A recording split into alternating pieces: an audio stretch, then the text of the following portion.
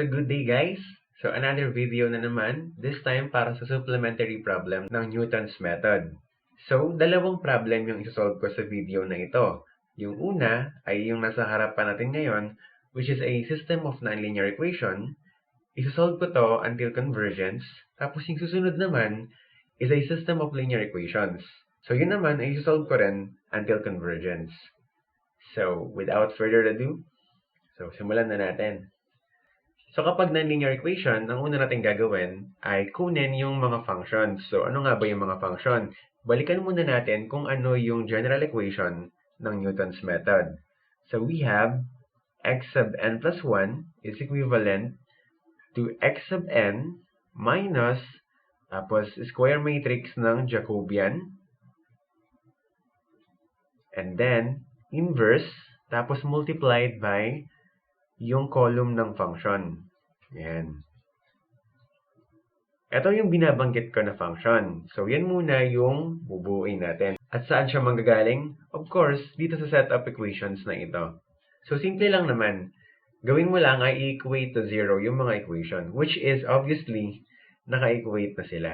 So, hindi na natin kailangan i-manipulate yung equation. So, ang gagawin lang natin ay pangalanan sila. So, ang ating function number 1 or f sub 1 with respect to x and y dahil meron tayong variable x, meron din tayong variable y. So, ang ating first equation ay 4x squared minus y cubed plus 28. So, bago tayo mag-proceed din sa susunod na equation, kunin muna natin yung mga partial derivatives ng mga equation na ito. So, ano nga ba ang partial derivative? So, partial derivative with respect to x of function 1 is equivalent to what? So, kapag may partial derivative, tandaan ninyo, kung sino lang yung variable na nandito, siya lang ang i-consider natin na variable. The rest are considered to be constant, kahit na variable pa sila. So, tingnan natin. We have partial derivative of 4x squared with respect to x. At dahil may x rin, so i-treat mo lang siya as a normal derivative. So we have 8x. At dahil hindi naman x yung susunod na variable, so considered mo lang siya as a constant. So ang derivative ng constant ay 0. So minus 0, and obviously ang derivative ng constant ay 0. So for our partial derivative with respect to x ng function 1, we have 8x. Ngayon, kunin din natin yung partial derivative with respect naman kay y. So, partial derivative with respect to y ng function 1, we have, dahil walang x yung unang term, which is 4x squared, ang partial derivative niya with respect to y ay 0. So, remember, kung ano lang yung variable na nandito, siya lang yung i-consider mo na variable. So, susunod natin ay y or minus 3y squared. And then, plus 0. So, kapag sinimplify natin yan, we have negative 3y squared. Kung meron pa tayong isa pang variable, say for example, merong z yung function na ito, magkakaroon ka pa ng additional partial derivative dito. Since wala na, i-stop na tayo dito. Mag-proceed na tayo sa susunod na function.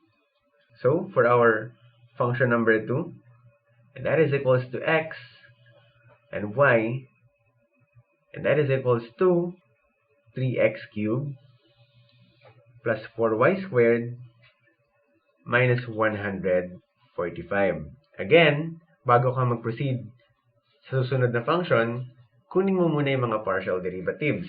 So, we have partial derivative with respect to x ng function 2 is equivalent to 9x squared. And since yung dalawang susunod na term ay wala ulit x, so they are considered to be constant. And the derivative of constant is 0. So, this is 9x squared. Ngayon, dahil meron y yung function, so kunin mo rin yung partial derivative with respect to y. So, partial derivative with respect to y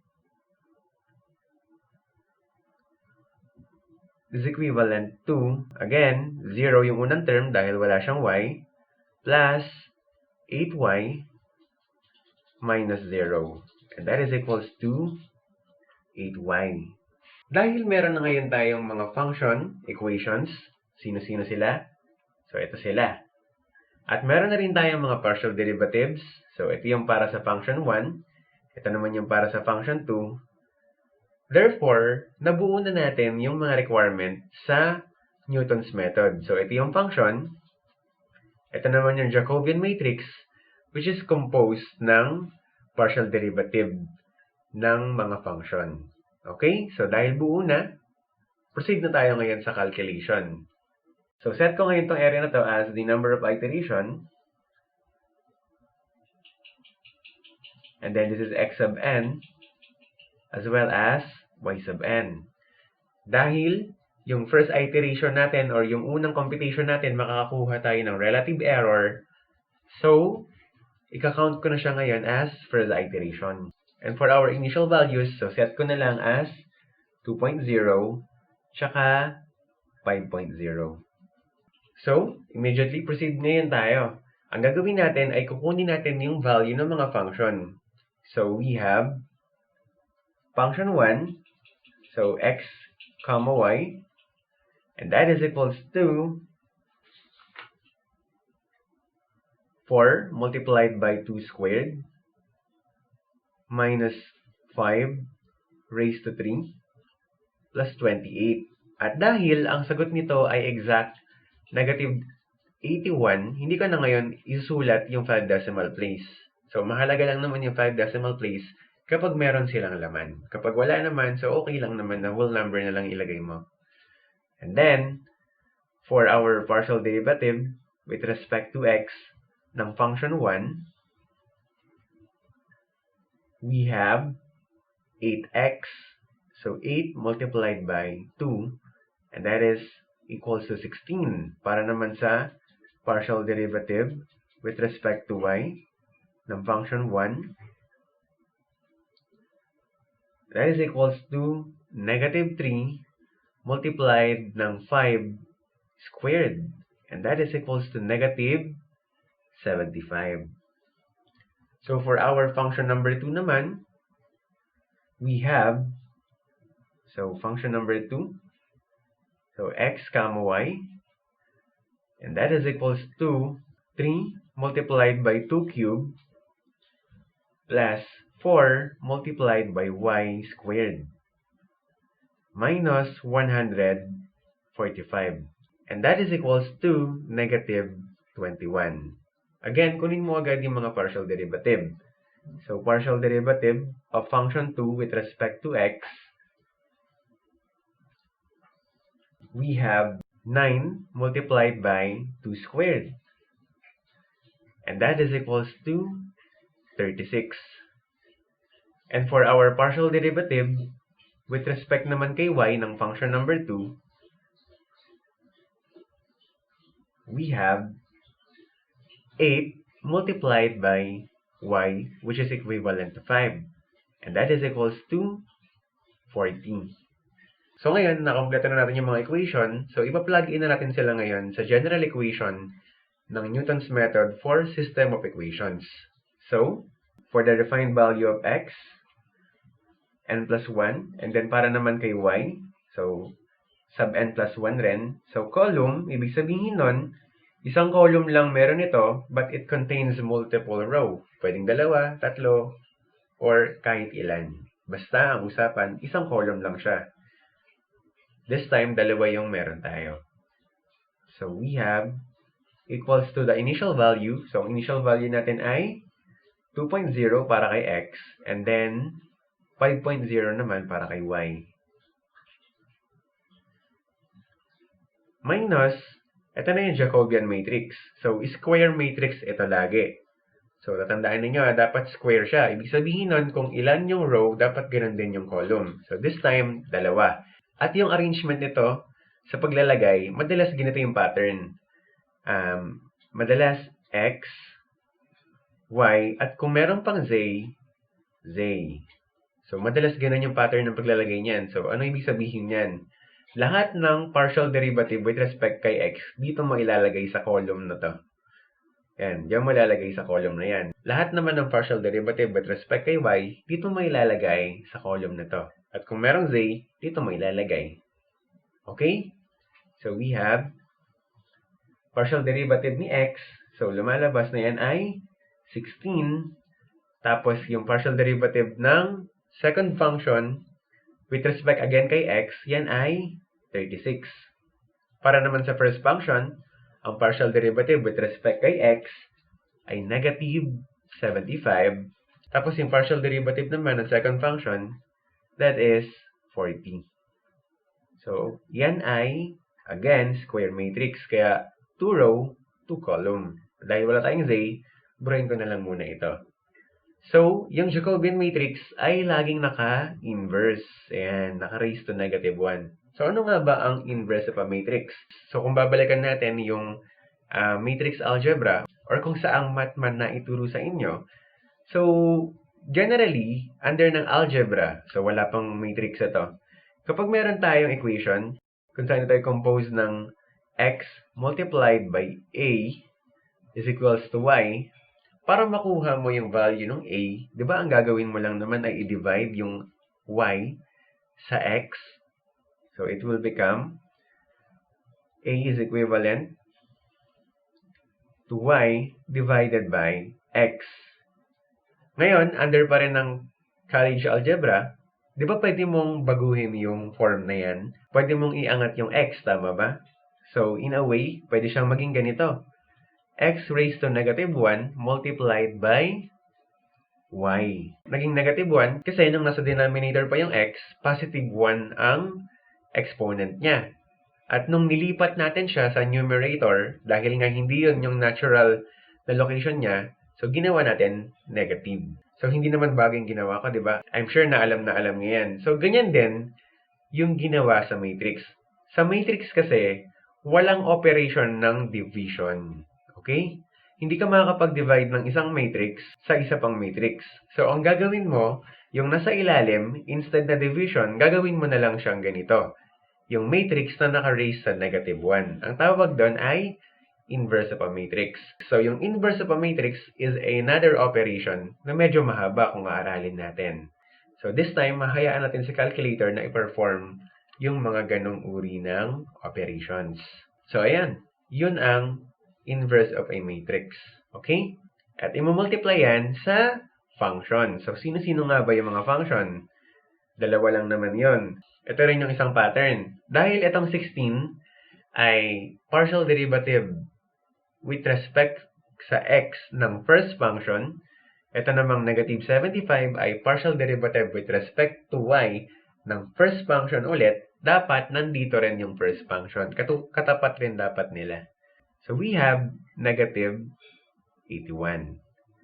And then, para naman sa second function, so again, magkakatapat sila, negative 21. Ayan. So once na i-perform mo ngayon yan sa calculator, so remember, para magawa mo yan sa calculator, kailangan mong i-vector mode yung calculator mo. So, pwede mo siyang i-type as is kung ano yung nakikita mo ngayon sa screen. Okay? So don't forget, vector mode yung calculator. So kapag pinunch mo yan sa calculator, lalabas na we have 3.44162. At yung susunod na value ay 4.22754. Yan. So, dahil meron na tayong refined value para kay x, at meron tayong initial value, so we can now determine the relative error. So, kaya nga natin kinount as first iteration, di ba? Kasi sa solution na to, makakuha tayo ng relative error. So, epsilon sub nx is equivalent to 3.44162 minus 2.0 all over ng latest value, 3.44162. And then, absolute value. And that is equals to 0.41 and then 888. Still greater than our stopping criterion. So we will proceed the solution. But before that, i-check ko muna yung epsilon sub ny. So, and that is equals to latest value 4.22754 minus the previous value 5.0 all over 4.22754. So absolute value, and that is equals to 0.18272.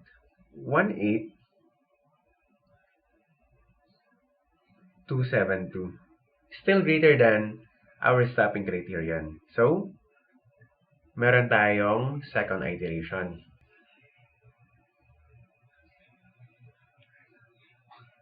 So, for our second iteration, ang magiging initial value natin is kung ano yung latest value nung naunang iteration. So, this time, para kay x, we have 3.44162. Para naman kay y, we have 4.22754. Again, we will do the same thing kung ano yung ginawa natin sa first iteration. So, kukunin ulit natin yung mga value ng function, tulad nito, tapos ipa-plug in natin sila sa general equation ng Newton's method, tulad naman nito, and then, makakakuha tayo ng refined value at kukunin natin yung relative error.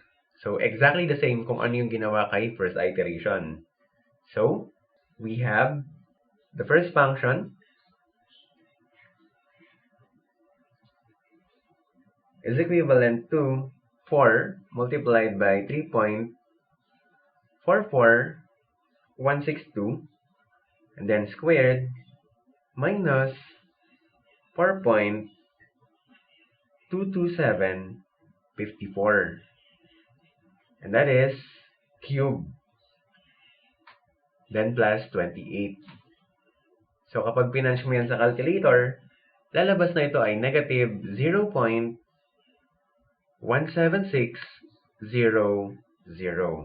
So, kunin agad natin yung partial derivative ng first function with respect naman kay x. So, we have 8 multiplied by the value of x. So, 3.44162. And that is equals to 27.53296. So, for our partial derivative of first function with respect naman kay y, so we have negative 3 multiplied by 4.22754 and then raised to 2. So that is equals to negative 53.61628.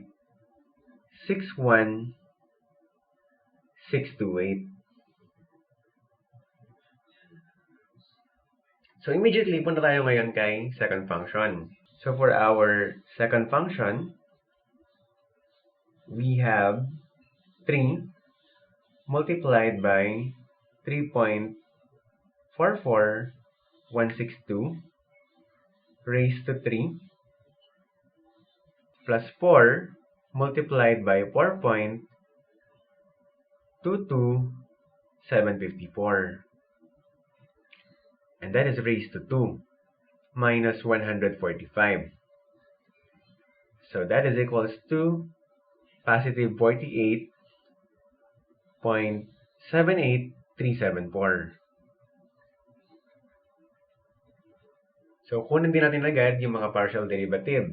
So, partial derivative of second function with respect kay x, and that is equals to 9 multiplied by 3.44162 162. And then raised to 2. And that is equals to 106.60273. For partial derivative of second function, with respect naman kay y, so we have 8, so multiplied by 4.22754. And that is equals to 33.82032. Again, dahil meron na ulit tayo mga functions at partial derivative, i-plug in ulit natin siya sa general equation. So, our refined value, x sub n plus 1 and y sub n plus 1 is equivalent to the initial value, so 3.44162 and 4.22754. Minus Jacobian matrix, again, wag kakalimutan, partial derivative of x muna ang uunahin. So we have 27.58296 as well as 106.60273. Tapos susunod naman na column ay mga partial derivative with respect kay y. So we have negative 53.61628 at 33.82032. And then, i-enclose natin sila ng inverse dahil nga ito ay inverse of Jacobian matrix. So, raised to negative 1. Tapos, multiplied by column naman ng mga function. So, we have negative 0.17600 and 48.78374.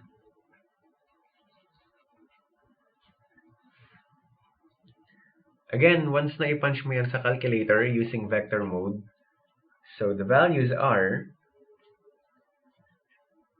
3.04900 and 4.02264.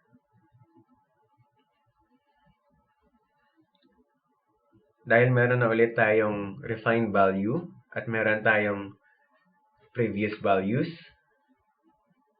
so makukuha natin agad yung relative error. So epsilon sub nx is equivalent to 3.04900 minus the previous 3.44162 all over 3.04900. So absolute value, and that is equals to 0.12877,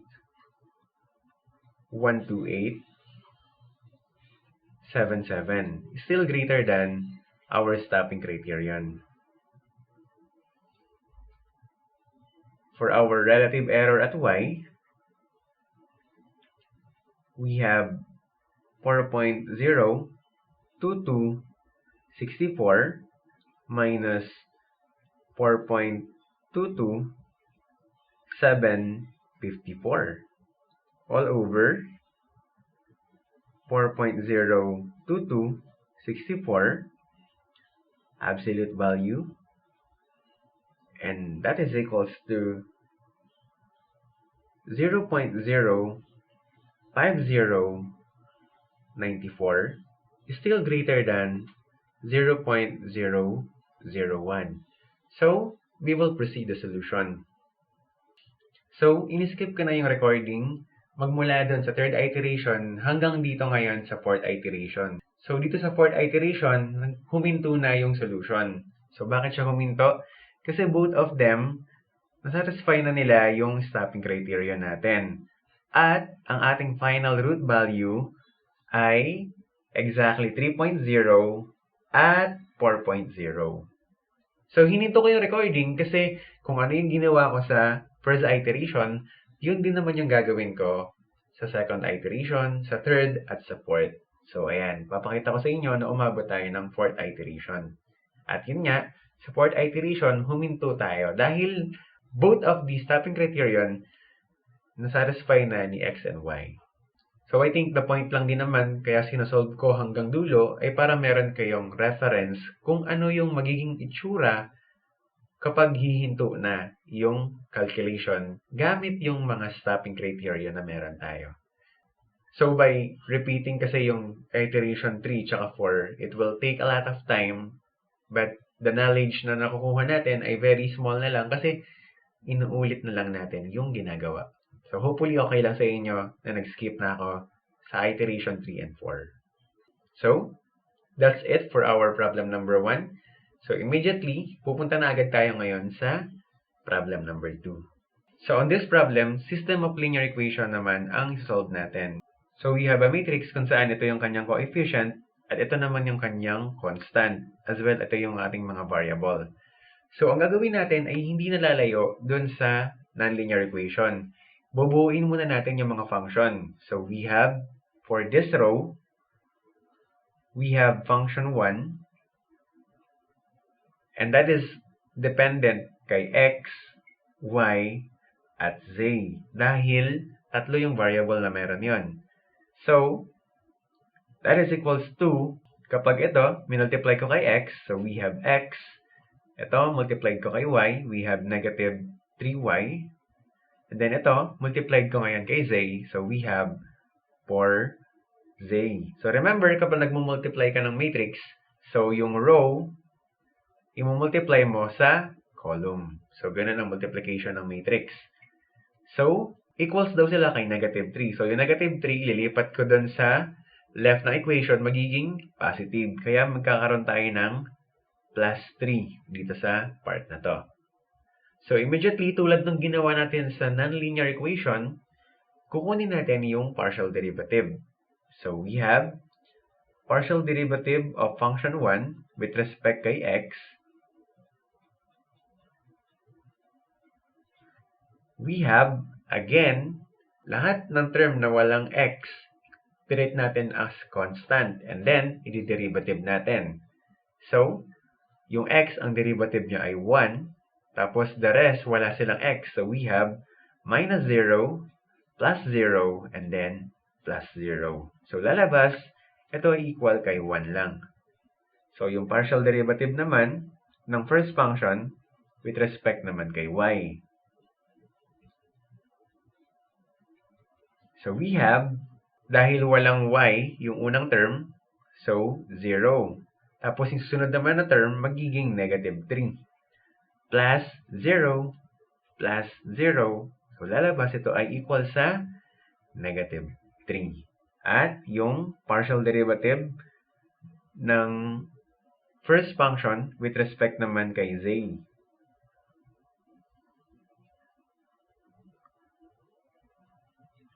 And that is equals to, again, dahil walang z yung first function, 0.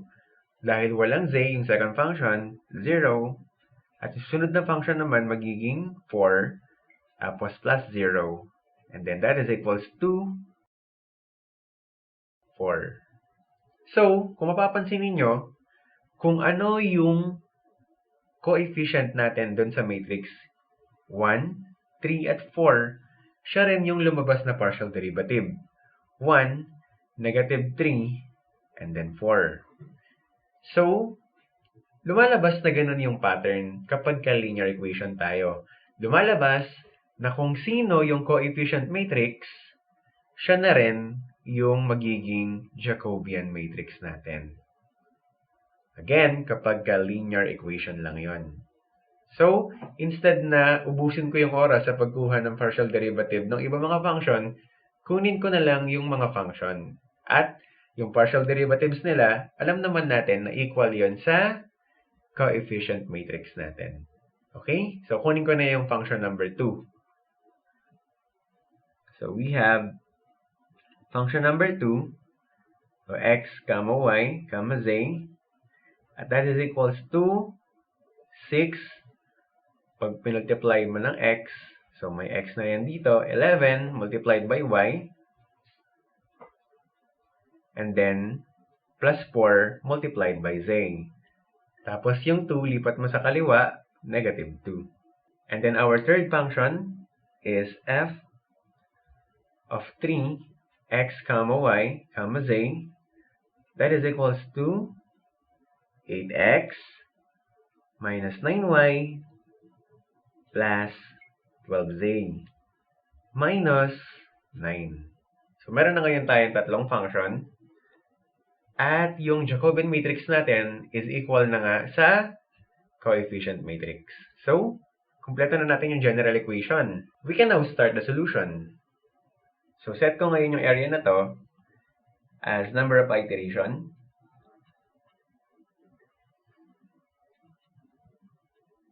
Tapos, dito na lang si x sub n, si y sub n, at si z sub n. Again, dahil makakuha tayo ng relative error, so kakount ko na siya ngayon as first iteration. And for our initial guess, so set natin na negative 4, negative 3, and negative 2. So, kunin natin agad yung mga function. So, we have f sub 1, so x, y, z, and that is equals to negative 4 minus 3 multiplied by negative 3 plus 4 multiplied by negative 2. Again, plus 3. And that is equals to 0. So, dahil exactly 0 siya, kahit hindi ko na isulat yung 5 decimal place. So, we have f sub 2 naman. So, x comma y comma z. And that is equals to 6 multiplied by negative 4 plus 11 multiplied by negative 3 plus 4 multiplied by negative 2 and minus 2. So, that is equals to negative 67. Again, dahil whole number, kahit wag nang isama yung 5 decimal sa likod. So, for our third function, x comma y comma z, and that is equals to 8 multiplied by negative 4 minus 9 multiplied by negative 3 plus 12 multiplied by negative 2 minus 9, and that is equals to negative 38. So, dahil meron na ngayon tayong mga function, at again, yung Jacobian matrix natin, paulit-ulit kong binabanggit, equal siya sa coefficient matrix. So, kumpleto na natin yung general equation. Pwede na natin agad gamitin. So, for our refined value, so x sub n plus 1, y sub n plus 1, and z sub n plus 1, we have negative 4, negative 3, and negative 2, minus, again, for our Jacobian matrix, 1, negative 3, 4, 6, 11, 4, and then 8, minus 9, 12. Then inverse. Tapos multiplied by the function. So we have 0, negative 67, and negative 38. Yan. So once na i-perform mo yan, again, sa calculator under ng vector mode, so lalabas na ang ating mga refined value ay 3.60000, negative 0.92857, as well as negative 2.34643. So these are our refined values. So dahil meron na tayong refined, meron tayong initial, we can now determine the relative error. So epsilon sub nx is equivalent to 3.6 minus negative 4 all over 3.6 absolute value, and that is equals to 2.11111, obviously greater than stopping criterion.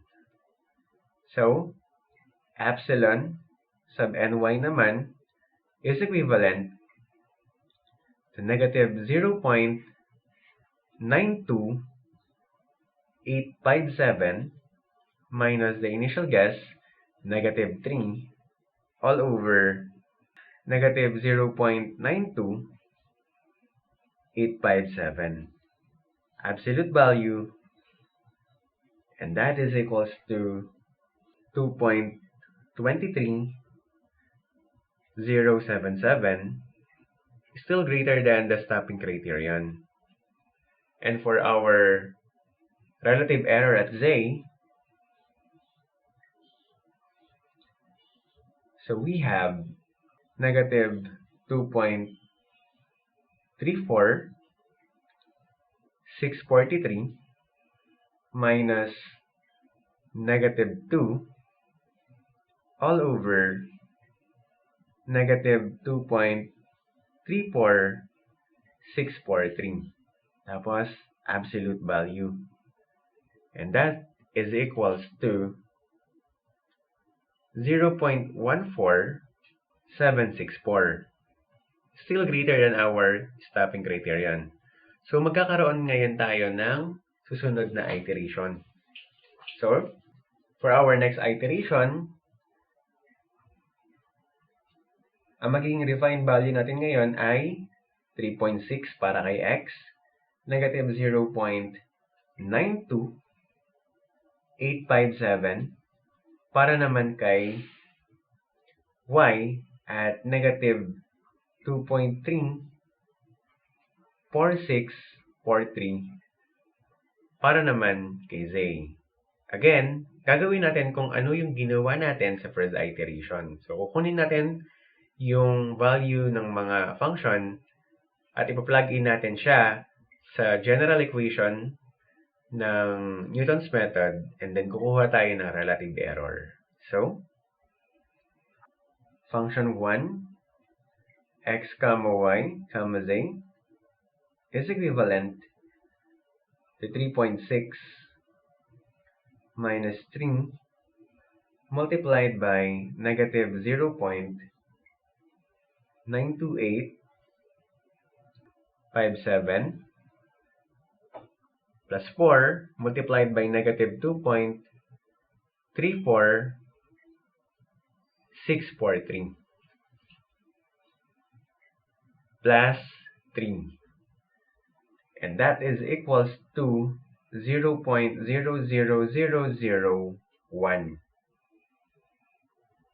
negative. So for our second function, x comma y comma z, and that is equals to 6 multiplied by 3.6 plus 11 multiplied by negative 0.92857 plus 4 multiplied by negative 2.34643 minus 2, and that is equals to 0.00001. So for the third function, f sub 3 x comma y comma z, and that is equals to 8 multiplied by 3.6 minus 9 multiplied by negative 0.92857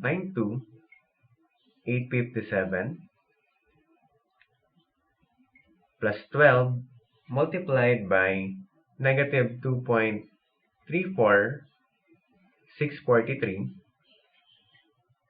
minus 9. And that is equals to negative 0.00003. Again, dahil meron na ulit tayong function, so kunin na agad natin yung refined value. So we have x sub n plus 1, y sub n plus 1, and z sub n plus 1 is equivalent to the initial guesses. So we have 3.6, negative 0.92857, as well as negative 2.34643.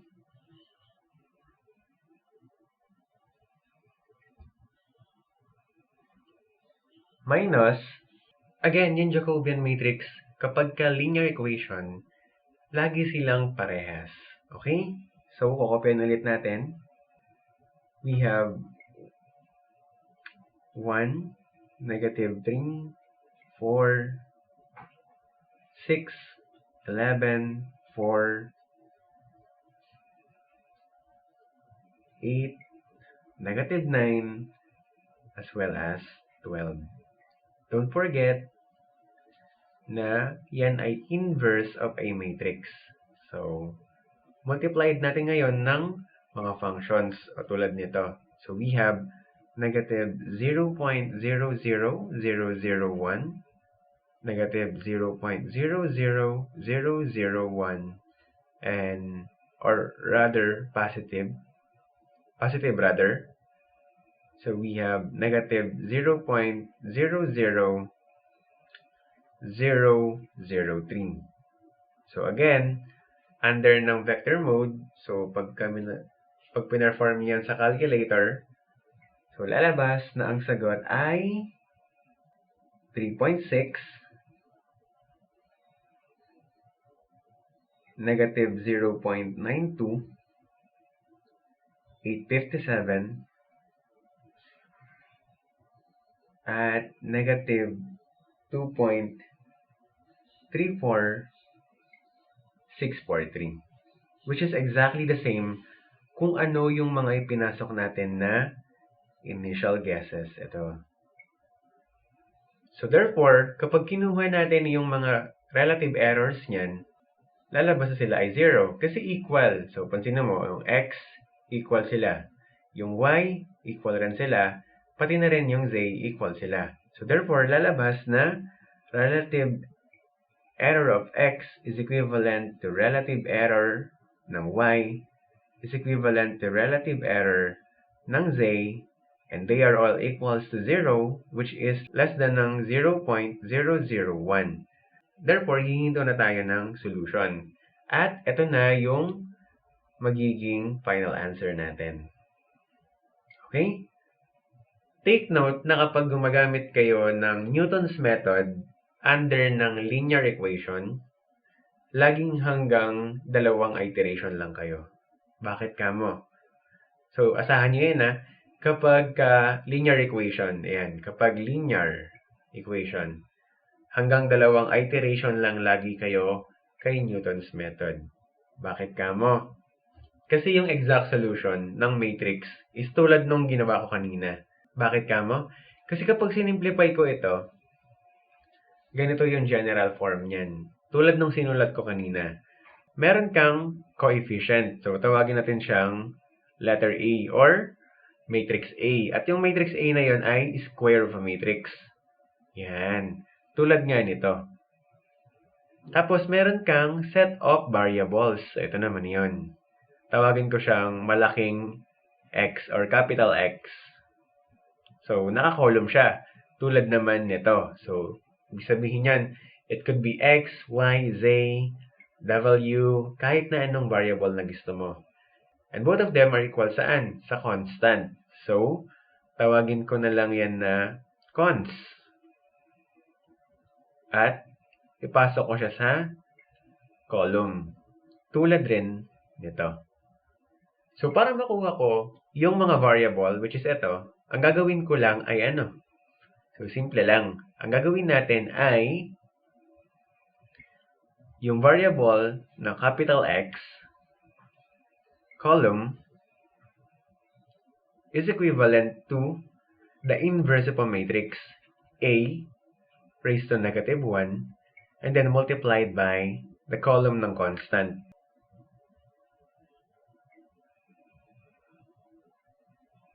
Yan. Yan yung exact solution sa pagkuha ng values ng mga variables na ito. So, kung mapapansin ninyo, yung Jacobian matrix, halos ganun na ganun. Meron ka nga lang minultiply na function dito. Kumbaga, hindi mo ginamit yung constant, yung function yung ginamit mo. But yung matrix na to is exactly the same dun sa constant A matrix na dinefine ko. Kumbaga, sa madaling salita, bakit dalawang iteration lang ang inaabot ng Newton's method kapag linear equation? Kasi halos identical yung solution niya dun sa exact solution. So, which is, eto nga. So, again, under ng Newton's method, ang linear equation, hindi lalampas ng dalawang iteration, tapos ka na agad. So, para mas maintindihan nyo, maigi na i-apply ninyo sa iba pang mga tanong na nakalagay doon sa lecture notes. So, i-practice ninyo.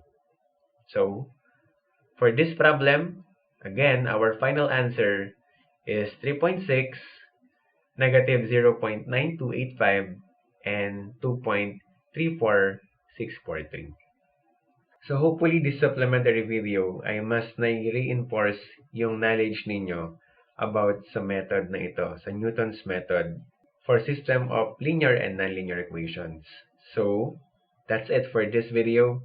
Hopefully, you learned something new. So, thank you for watching and keep safe, everyone.